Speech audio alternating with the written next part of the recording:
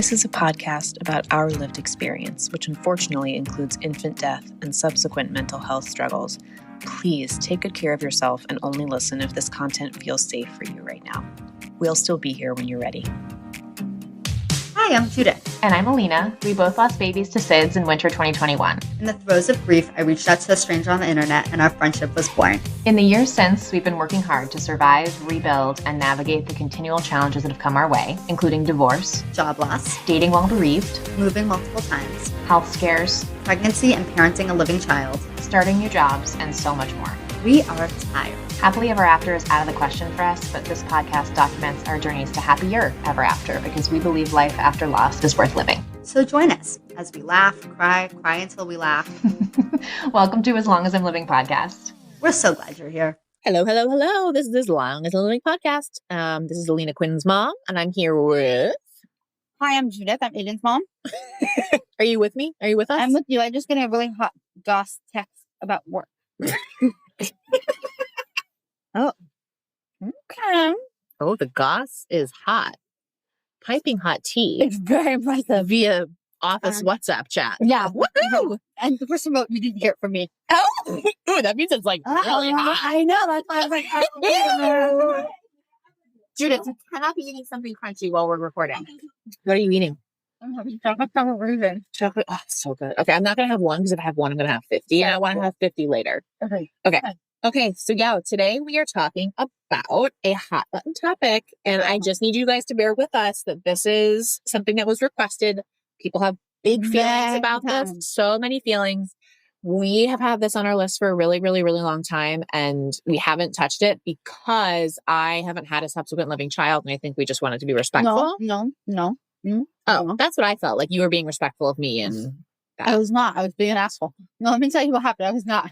We wanted to talk about we were going to go through IVF and do gender selection. Right. That's why we haven't done it. Right. It was all tied into your IVF gender selection because you were going to be able to choose. Choose, yes, which I will be able to do for future kids. Right. And that's why we never discussed it. Okay. Anyway, we're going to talk about it now. Hot button topic. Hot.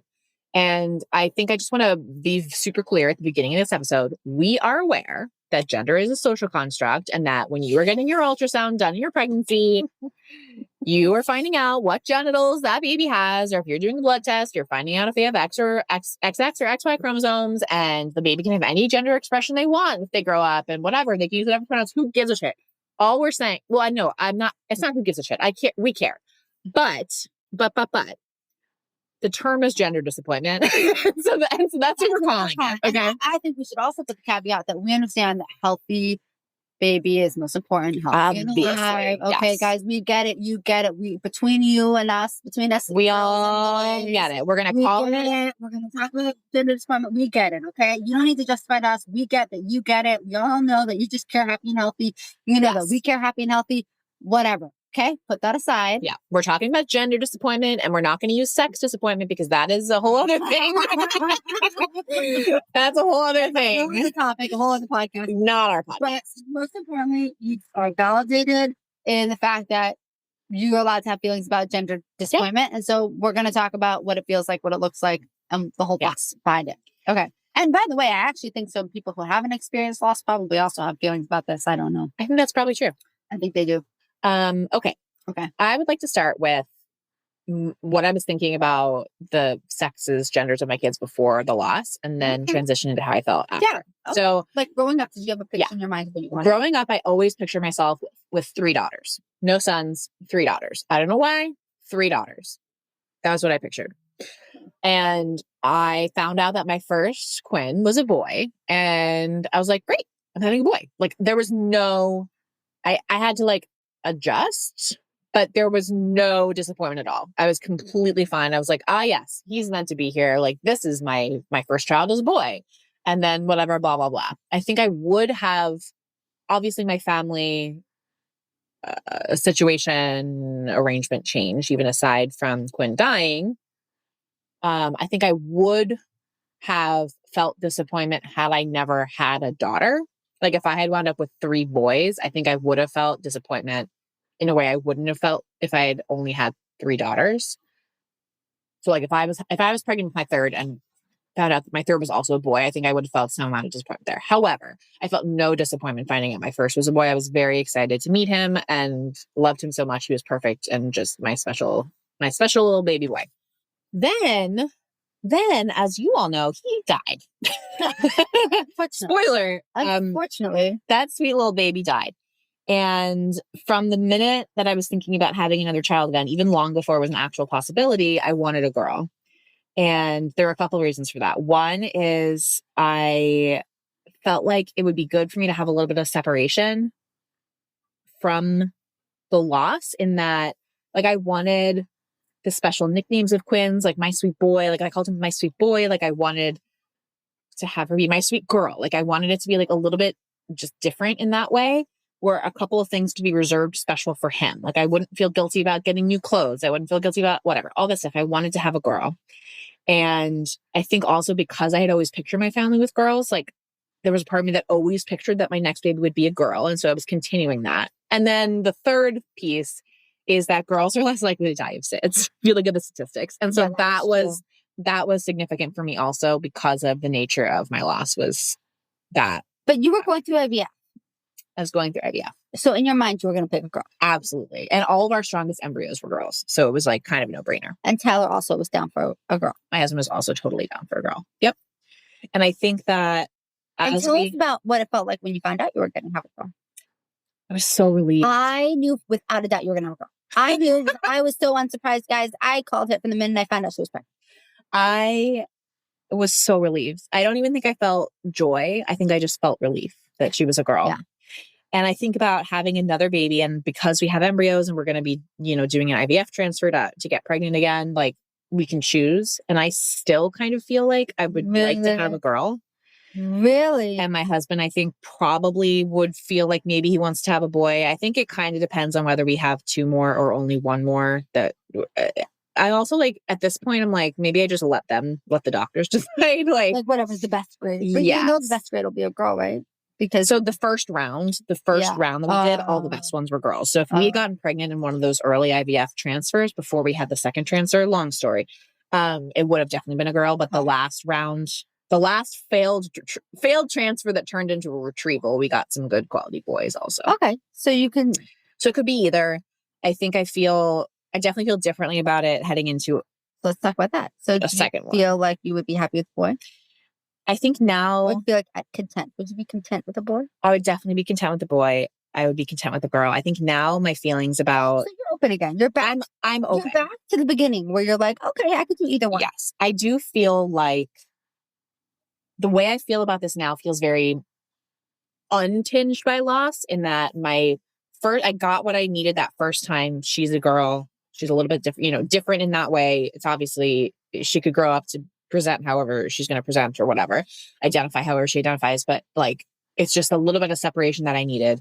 The next one, I will say, I think I do have a preference to have a girl, in that I want my daughter to have a sister. I didn't have a sister. I have a brother who I adore, but I see other people who have sisters and the relationship just seems so sometimes special. Sometimes. I'll tell you why. Because my mom and I had a very good talk. I remember when I found out that I was pregnant with my third, which is a boy. And my mom and I had this talk, and she told me, because I was so sad that my daughter wouldn't have sisters. She's like, Judith, sisterhood is a myth. She was like, you and Ilana have a beautiful, wonderful relationship. She's like, but it's a myth. It's so rarely, even you see it, so you think everyone has it. Yeah. But she was like, in actuality, it's actually fairly uncommon.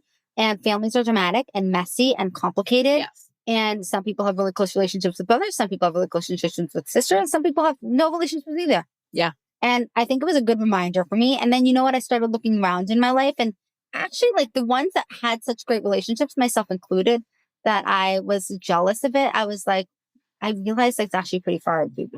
Like, I could like look back and be like, it's kind of complicated in that one, or like, meh. Yeah. So I think it's a myth.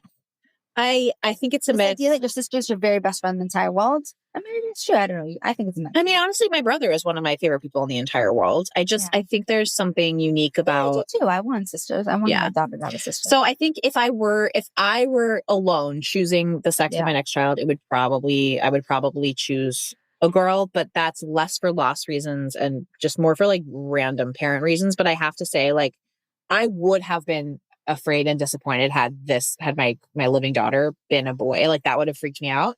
I won't be freaked out if my next is a boy. I'll be fine. Would you be excited? Yeah, I would be excited. And especially because that's what my family looked like. I was an older sister and then I had a younger brother and we have a great relationship. So I think it would feel like a mirror to that. And I would feel optimistic about their relationship. Now, speaking of finding out your second is a boy, let's go over to you. Let's kick it over to you. Interesting. First of all, I'll say that when I found out my daughter was a girl, You were so relieved. I was so relieved. Yes, I was so relieved when you found out she was a girl. My friend Ahuva, you guys have not met yet, but she exists. She's one of my best friends, the entire whole world. She'd be very upset that I wrote one of. She was my best friend the whole wide world. And she made a little gender reveal for us, like a balloon. But the trick was like we couldn't figure out how to get it down like from the store. So she like went into the bathroom and put the confetti in a black balloon. And then she was putting it up and it broke. Yeah. Okay. So then she had to go out again and do it all over again. And so I had the reveal twice, okay, because she didn't get a picture of it. So we did twice. And both times, even though it had just happened, I was shocked. Even though I had just seen it happen 10 minutes before, I was like truly, truly shocked that it was a girl. And I was so happy and so relieved and so excited. And I thought the whole time I was pregnant with Aiden, I thought he was a girl. And I was like shocked that he was a boy. Did you find out that Aiden was a boy? No, So he was a surprise. Yeah, actually my whole family, my mom with all three of us never found out. My sister with her kids never found out. And so I just thought I'm never going to find out. Like I liked the surprise of Aiden. And I was so glad because then I was so happy when I met him. And I don't know if I would have been so happy earlier on, but I met him and I was like, oh, this is amazing. I'm a mom, you know? Mm-hmm. And then I really did not want a boy for the same reasons you didn't want a boy. I didn't want to have to think about the stuff. I didn't want like the baby registry. I didn't want to register for the exact same stuff. Yeah. And I didn't want. There were also a lot of religious traditions that you had done with Aiden. It's very different boy versus girl in Judaism. So I think there was that. It is. There's a religious tradition that we did, which is when the baby is 1 month old, if it's a firstborn boy, there's like a ceremony that you do, but only if it's a firstborn boy. So if I had a subsequent boy, they would not have this. And that would be hard for me. The bris is hard. Picking a name would have been, picking a name is so hard. You just picked a name for a boy. Yeah. You know, like you looking at the exact same list of names. Yeah. So I just remember being so relieved. And you wanted some separation. And I really wanted some separation and I wanted a girl. So I was very happy that I had a girl. Then I got pregnant again. And I was like, guys, this is it. It's going to be another girl. You were pretty sure. I was pretty sure it was another girl and I was going to have sisters and I was so excited. And I spoke to my OB and I was like, oh, I really just hope it's not a boy because I don't want a boy because boys die. That's why I don't want it to be a boy. And I want my daughter to have a sister. So I really, really, really hope it's a girl. And she was like, okay. And then I went on a trip with my mom to Norway. And when you're out of the country, you cannot check my chart. And so I got the results, but I did not know what they were for the whole week. And every time I would like try and check obsessively, it would show that there was a result, but I couldn't access it. Oh my God. That would have driven me absolutely batshit crazy. I know. I could have asked maybe someone to log in, but whatever. I decided I'm going to check when I get home. Okay. So I'm like waiting. I had this whole thing. My husband and I were going to sit down and do it together. And like, I had this whole like how I'm going to mentally prepare myself to open it. Well, then I landed on the tarmac at Dulles Airport. I'm like in the van with 7 billion people getting, to the baggage claim area. And I got an email from my doctor and it was like, Judith, I'm sure you're so sad and disappointed to see that it's a boy. That was what the first line said. And then it was like, but it looks like he's healthy or whatever.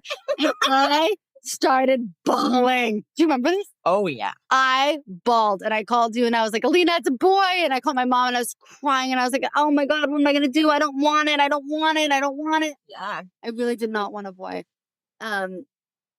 Yeah, it was bad. It was bad. And I remember the topic of this episode, you were very disappointed. Very disappointed. And I remember being like, there are no men that I even like. I can't even think of one that I like. And then I think I came up with like Obama. I was like, I don't want a boy because there's no good ones. There are no good boys. That actually reminds me of one of the things I was thinking with Quinn's pregnancy I was like, oh, like I'm nervous to raise a boy because like I just like don't like I like women. Like I just like there's like a lot of men who like really fucking sucks. Yeah, I like really admire women. So I was And like, so, down. but then I like framed into my mind as like, okay, well, I'm going to raise a boy. Yeah, that's what it was telling Yeah. you. Okay, yeah, that's bullshit. I mean, you will, but Yeah, like, I you're know. not going to get to enjoy it. You know? Yeah. Fruits of your labor.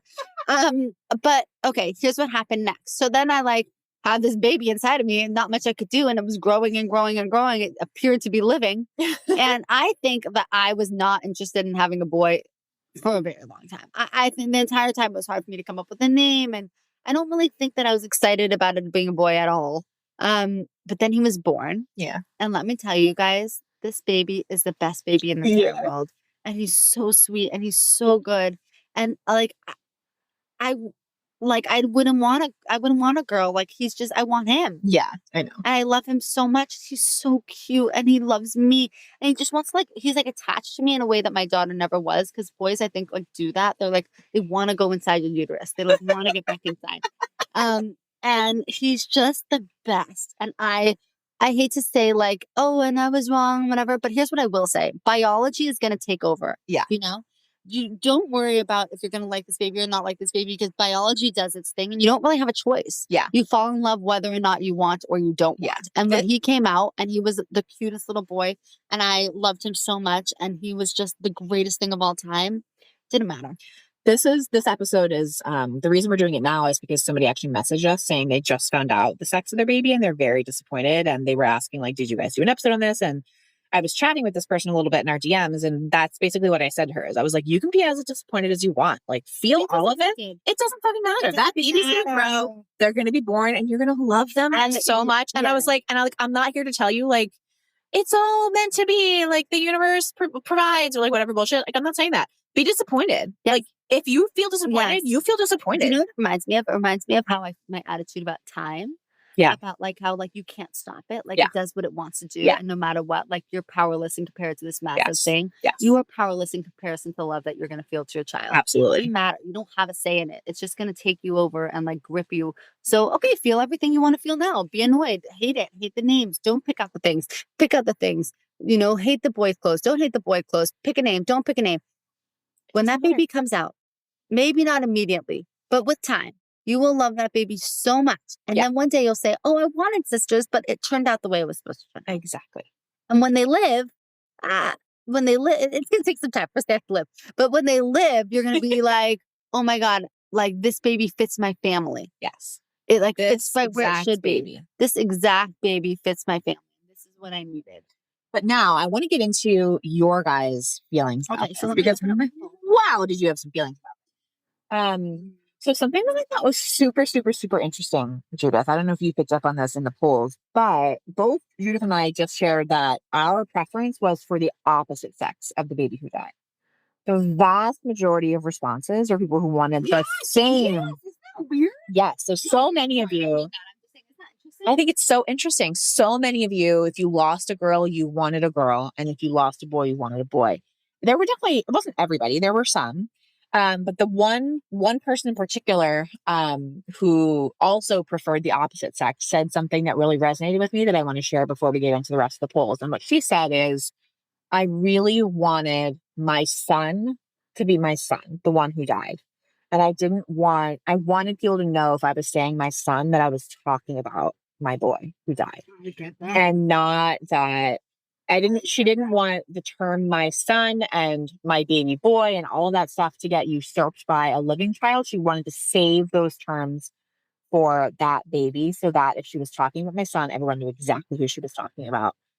Because the assumption will usually be when you're talking about your kid, you're talking about your living kid. And she just really wanted that. And that resonated for me so hard. And that's definitely partly what I felt. But the rest of you guys really wanted the same sex baby. I think they feel like they want what they have.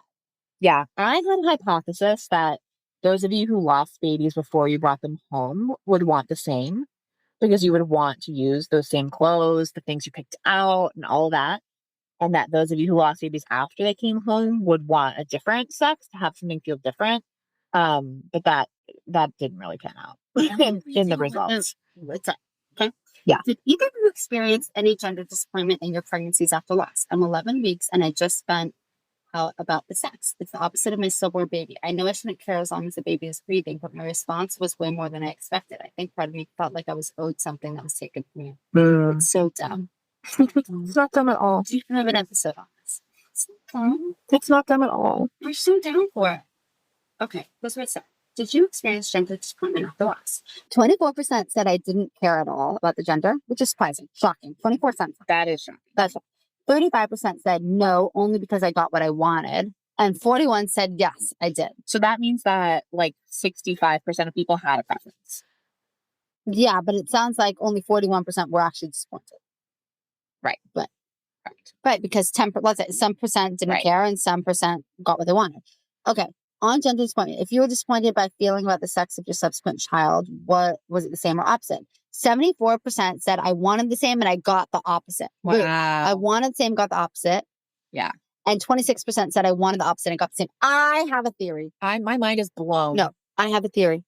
But hold on. So let me just say that again. So 3/4 of you who did have a preference wanted the same. Yeah. That's crazy. Okay, but let me tell you something.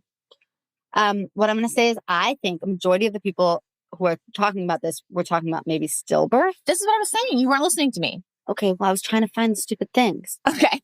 This is what I'm saying. This was our hypothesis that the stillbirth wanted the same. Yes, Stillbirth losses wanted the same. Wanted the same. Yes. Non-stillbirth losses wanted different. Yes. But it doesn't show in the results. I asked that question next. Guys, okay. She doesn't listen to me. Okay. On gender disappointment, which direction and what was your loss? Of the people who lost their baby before bringing them home, so a stillbirth, a late miscarriage, etc., it's 3-2 wanted the same versus different. So more people wanted the same than different. Loss after bringing baby home wanted the same versus wanting the opposite. It's 2-1. So it's actually a higher percentage of people who lost their baby. It's not a theory. After home. No, it's the opposite. So to sum up, everybody wanted, it does not matter what type of loss you had. Everybody wanted the same. More people wanted the same than different. Well, which is weird. I don't know what to tell you. Why do you think that is? I don't know. Well, hold on. Let's see if people see. Okay, it says, how did losing a child change your perspective? Had preference before loss, that didn't change. So 1/3 of people had a preference before that did not change, was unrelated. So they wanted a girl? Still want a girl. 17% said had preference before loss that did change. So they had a girl and they wanted a boy and they had a girl or something like that. Yeah. 12% said never had a preference, still don't. 37% said never had preference but did after loss, which I think you would fall into that category. You never had a preference until you had your loss. Yes. I would say I wanted a girl. So but then I wanted, Final thoughts. Okay, now this is always my favorite because we love the free text. Wait, hold on. We have 72 responses. We can't read all of them. And also, it's not just the question box responses. Y'all send us so many DMs. I know. And they were long. And we loved chatting about it. Okay. But wow, we can't read all of them. Okay. Suffice to say, you guys have big feelings about this. And if you're listening to this and you feel feelings about this, everyone else does too. We'll keep talking about it. Okay, I was scared to have the same gender as my son, but I'm pregnant with another son. Yeah, I got why you'd be scared. Yeah. One person said, it just hurts. I want the chance to raise a baby girl. 2 months was not enough. Agreed. Yes. And I'll also do this thing that I always say, which is that I remind myself that Aiden had an Aiden-shaped hole in my heart. And even if I had another boy, it would never have felt full. The Aiden-shaped hole has nothing to do with nothing to do with gender. Nothing to do with it. No. And I would have felt it regardless. This person says, it's been so beautiful and I love saying my boys. Aww. This person says, I didn't care originally about the sex, but after a loss, when it was the opposite, I felt safer. Mm-hmm. Finding out I was having a boy after losing a boy felt like history going on repeat. Oof, yeah. Ooh. Wait, this person said, felt like on a cosmic level, the dead baby girl sent us her sister. I think once I lost a female baby, my needed for dead baby to have a sister, but I'm not sure why. Because we always want our girls to have sisters. I don't know what it is. Yeah. We all want our girls to have sisters, dead or alive. It's because men suck. I'm so sorry. There's a lot of men I really do love you. But we think you guys are good. Good job. If you're listening to this podcast and you're a man, you probably are one of the good ones. But let's be honest, I picked the bear. There's not a lot of good men out there. And I think a lot of us just want a built-in friend for our sisters. I agree. Our girls. And there's some rough men. This person said, I was very upset with the opposite. which is why I found out. Oh, I will add that to my story, which is the reason that I found out is because I did not want any surprises or anything. And I also wanted the opportunity to deal with this gender disappointment because I had a feeling it was a chance. And so I wanted to have plenty of time to move through those feelings before the baby was ready. Yes. It was very, very, very important to me. I mean, I was going to find out. I found out for Quinn, I would have found out for all my kids anyway. And unlike you, I would have definitely found out anyway. But there was literally zero chance, a snowball's chance in hell would ever not find out with a subsequent after a loss. Like you have to just know. And I also felt like it was important for bonding to the new baby. Yeah. Because it's so hard to bond with your pregnancy after loss because you're so terrified you're going to lose them. I also feel like I wanted as much time as I could with this baby because I didn't know what was going to happen. I think that I don't feel like you could be I didn't feel as bonded with Aiden before he was born as I did with my children when I knew their gender. So I actually do find I felt it was very helpful to know. And you know, people also, we got in our DMs a little bit, people talking about naming the subsequent children too. They felt it was really important, especially people who had a stillbirth. And if it was a surprise, like a stillbirth that happened like out of nowhere and the baby wasn't named yet and they didn't know the sex of the baby. They felt like, with their subsequent pregnancies, they wanted to know the sex. They wanted to name that baby so that they could have as much time as possible with that baby as their name. Agreed. So that was a very common thread. I agree. Let's do the next one. For me, it was not a disappointment, but a fear. I just wanted to be healthy, but my two major losses were boys. So when I heard this baby I'm expecting was a boy, I was very afraid we would have the exact same problem, even though it was told it was not gender specific, which I get. So then he says, now that we know he's healthy so far, I'm extremely excited to have a boy joining my 5-year-old girl. Okay, so she was just scared by her own trauma, but she recognized that. That's what it was. I'd say most people can like pinpoint a reason why they want one or the other. Yes, I think that's true. Scared to have the same gender as loss feels emotionally harder.